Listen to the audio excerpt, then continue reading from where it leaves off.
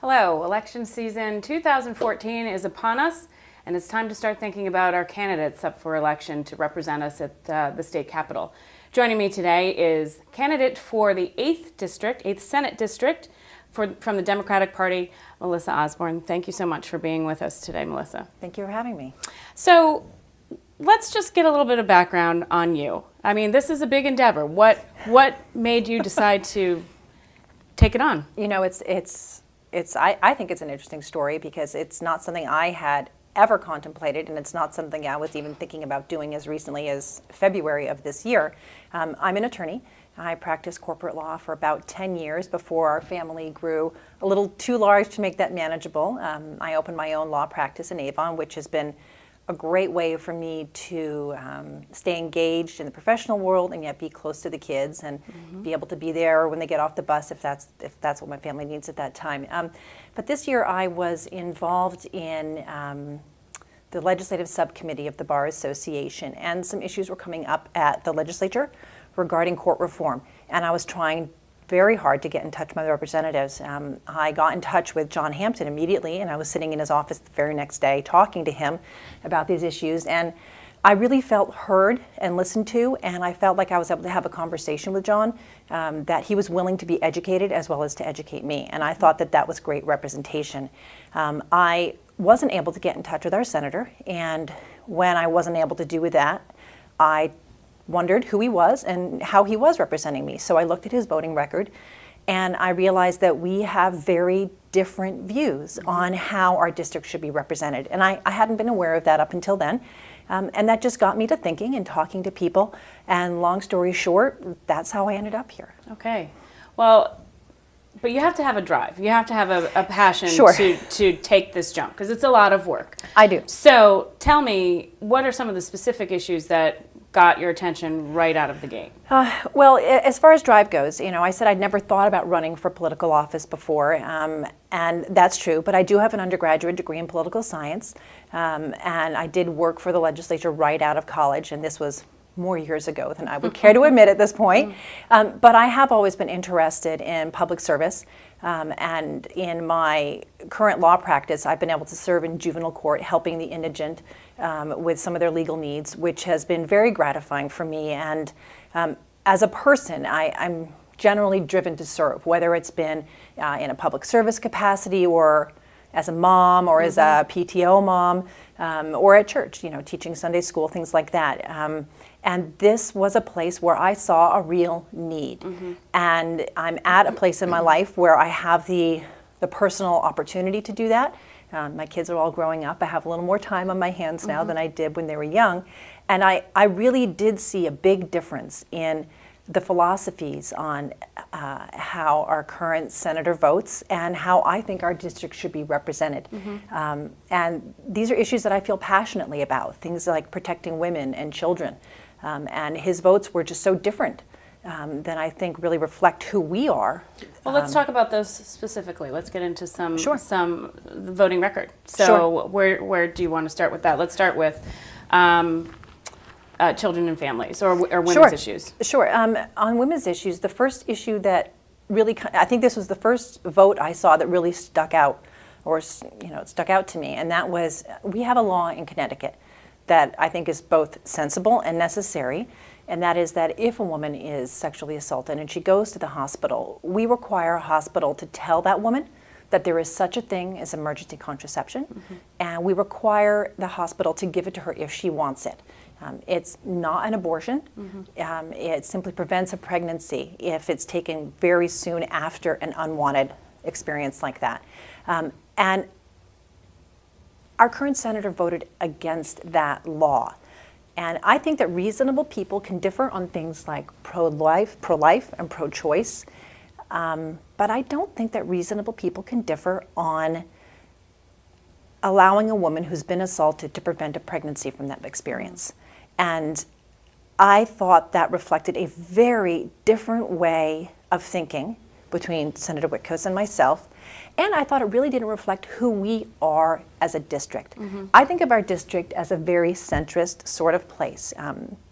Of course, we have people with stronger feelings on the left and on the right, but I think as a whole, in general, we're fairly in the middle. And where we tend to be conservative, we tend to be conservative more on fiscal issues, or conservative in the realm of reasonableness.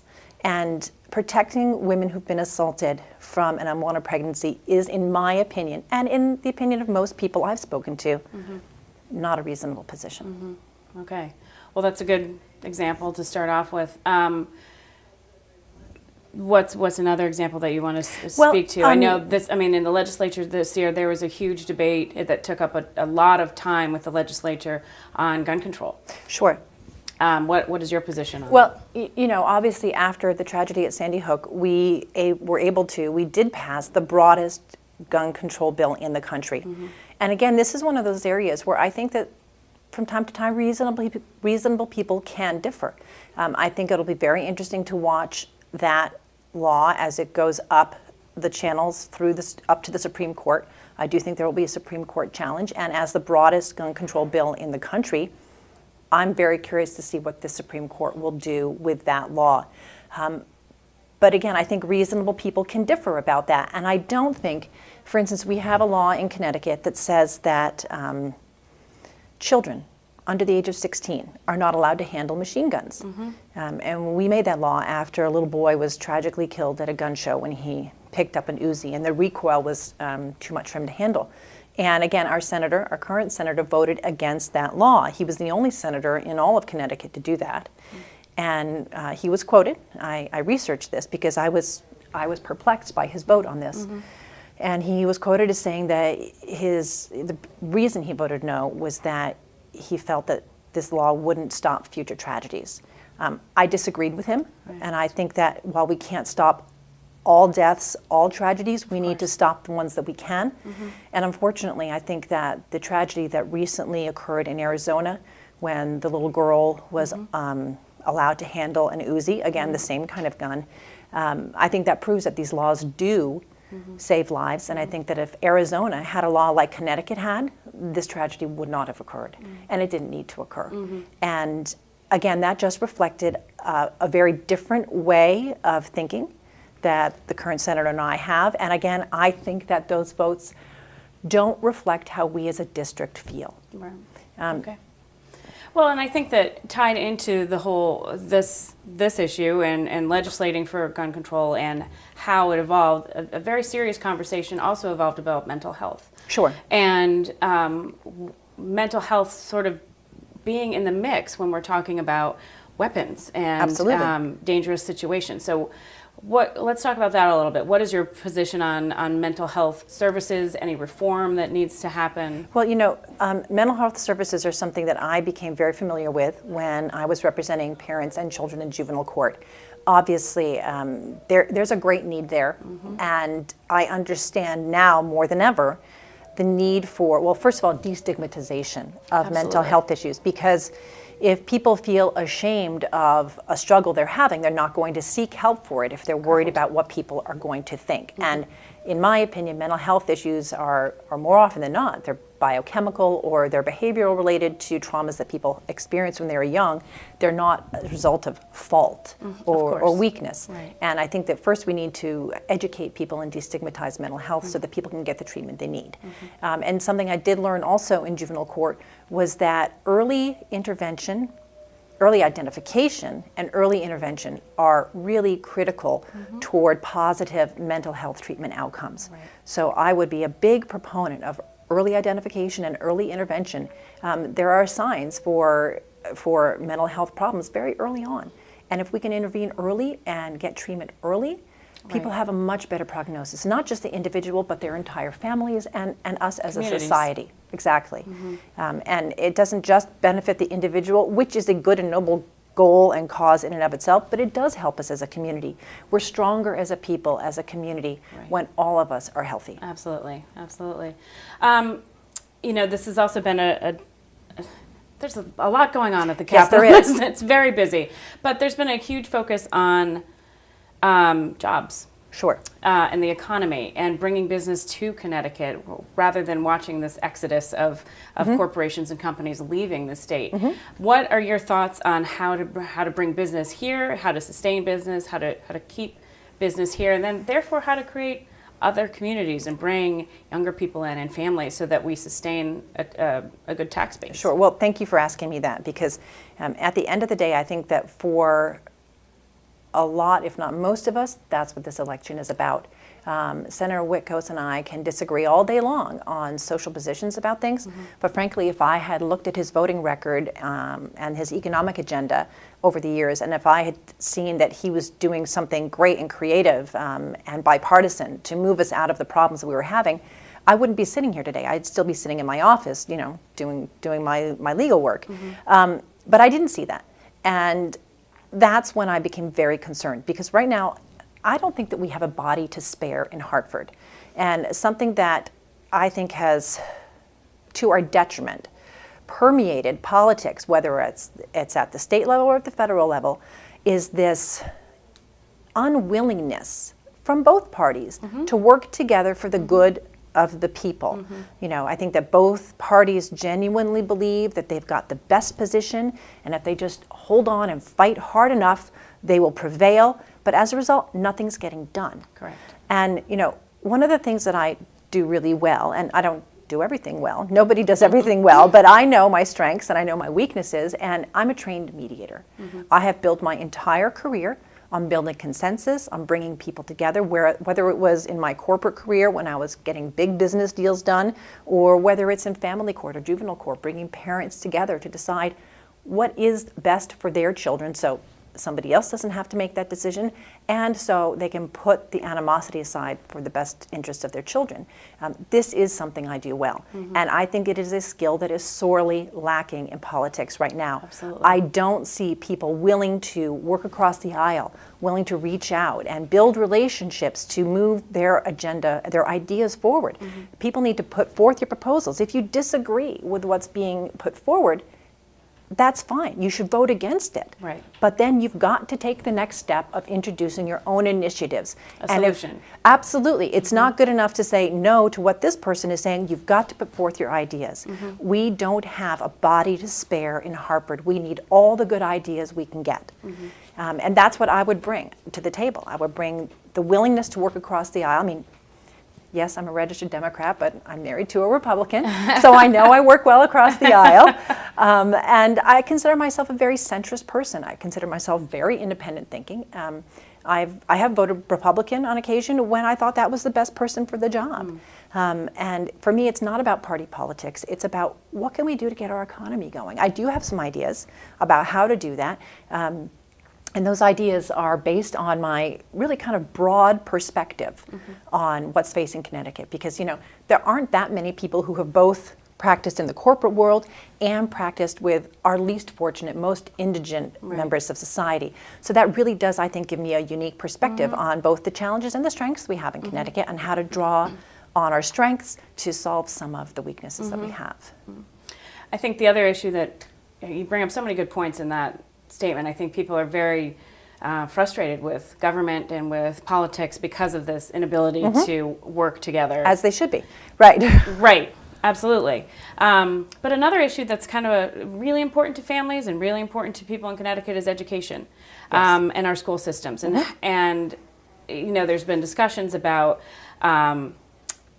the testing that our children are going through. And are our children really just learning to take a test, or are they actually learning in a school environment? And how are we measuring their progress? So education is a really important and integral part of everyday life here in Connecticut and everywhere. And what are your thoughts on how we're doing? Well, there are 2 points that you brought up there. Both is the importance of education and, what is the best way to educate our kids for this modern society and the modern needs that children will have from the education we're giving them.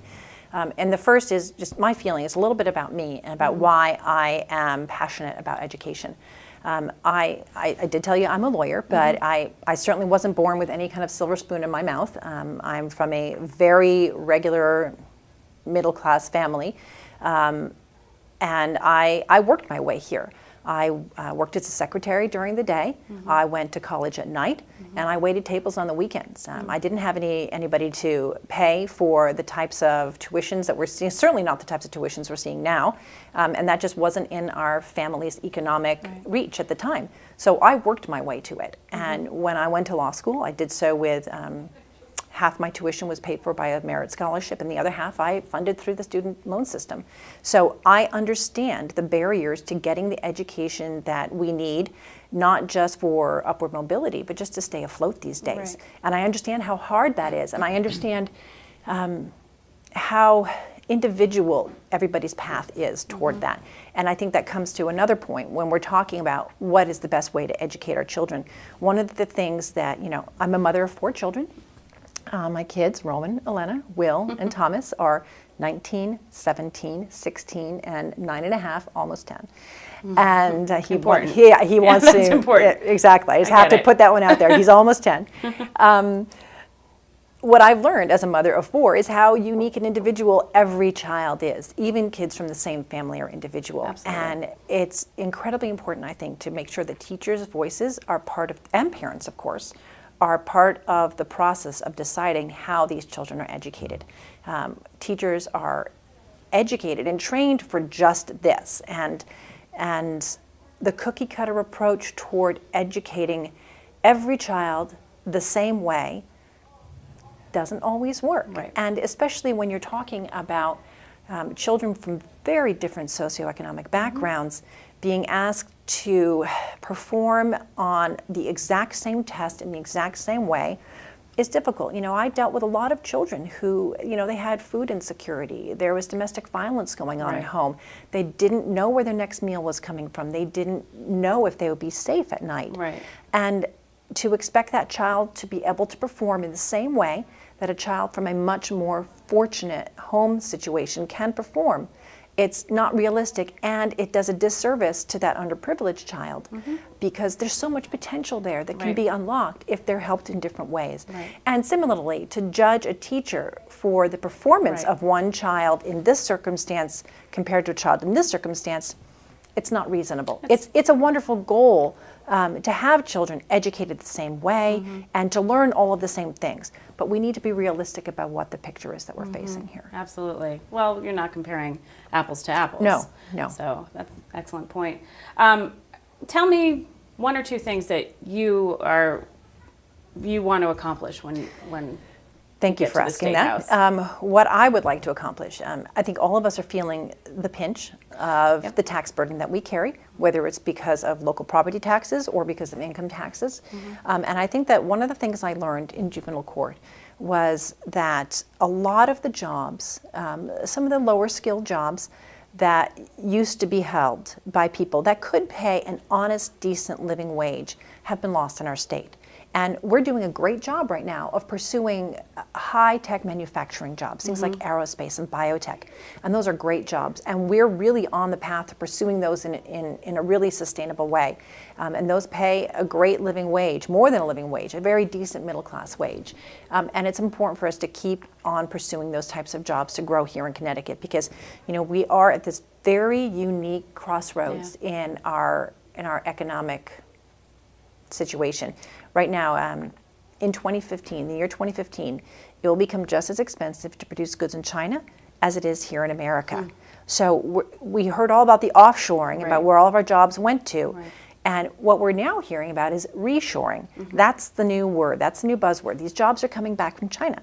But Connecticut is not going to be the place they come to if we can't make our economy a more attractive place to do business. So one of the things that we need to do, first off, is work on our infrastructure. Our roads, we have roads, 41% of them are rated in poor shape by the White House this year. And that's got to be a deterrent to businesses coming to Connecticut. So we really need to focus on that. And it'll just be a more pleasant place to live also. There's that benefit too. So infrastructure is a really key component of this, and also attracting low-skilled jobs back to the state so that people can have, first of all, the dignity of employment again. Most people don't want to be unemployed and living off of the state.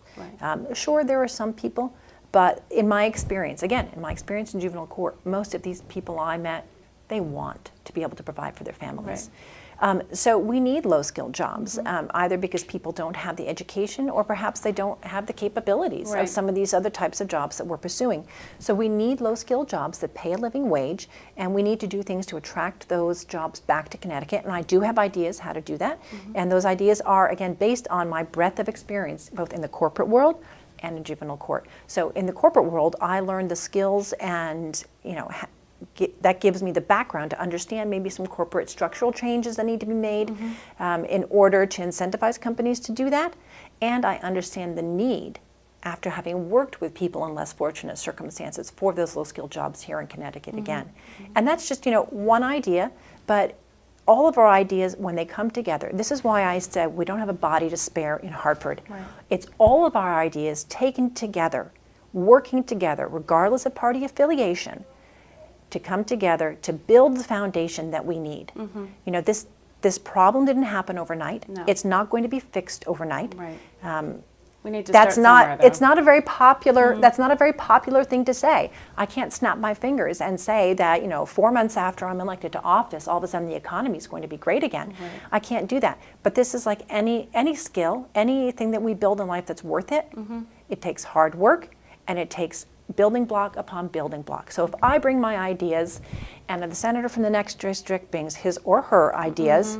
If everybody is participating and contributing and working together, putting aside all the partisan bickering, Right. working together to keep Connecticut's best interest in mind, I think we've got a. I think we've got a chance at this. I think we have a good chance. Yeah, I think I that agree. that's when we can start to revitalize our economy and rebuild Connecticut's Yeah. future. I want to touch on one particular piece of what you said there when we were talking about the economy. And we have a growing senior population. Yes, we do. In the state of Connecticut. And as we don't want to place this burden on our seniors who have contributed already to education and school systems. What are your thoughts on how to avoid that situation and addressing this growing population? Well, obviously, retirement security is critical. I have aging parents as well. My father just turned 80. My mom is turning 74 this year. I didn't say that out loud, Mom. But I understand the needs they're facing, and I understand the need for retirement security. And I'm open to looking at how we can make retirement more secure for more seniors. We do have a private retirement pension industry in Connecticut, and we need to understand the effect that perhaps a public retirement security system might have on that private industry, because again, we don't want to be driving any kind of industry out of Connecticut. Right. But retirement security is really critical. Right. And not just retirement security, but when we talk about seniors, veteran issues come was to just mind going as to say well. that. And Yes. not all of our veterans are seniors Correct. anymore. We typically think of veterans as seniors, but our veterans' needs today are different than just the senior veteran needs. And for instance, there's this Soldier Sailor Marine Fund that has typically been available as a piggy bank of sorts. And I think it's really critical that we protect that fund and protect the integrity of that for our soldiers, sailors, and Marines. Right. And that would be something I would like to focus on for the veterans, is making sure that that fund is held secure for them and find other ways to protect them and honor them for their service Right. and for their sacrifice that they have made for all of us. Absolutely. We read about it, we hear about it, we see the movies about it, but we can't understand Of course. the level of sacrifice that they've made for us. Right.